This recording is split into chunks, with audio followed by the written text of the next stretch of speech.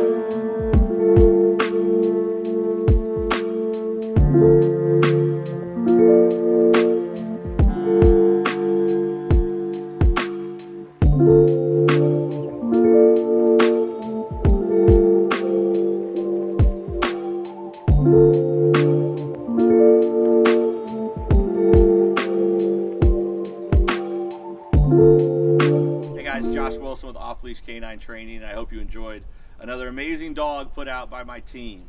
Across the country, we don't care about the breed, the size, the age, or the behavioral issue. We're going to make them awesome for you. If you're interested in seeing more videos like the one you just saw, click the image here on the screen. Also, I'd encourage you to check us out on Instagram and Facebook. And before you leave our channel, make sure you subscribe. So every time a new video comes up of another outstanding dog doing some crazy, amazing things, you're going to get notified in your email address. And for more information on other locations we have around the country, check us out at joshwilson.dog. Appreciate you so much for watching our channel. See you soon.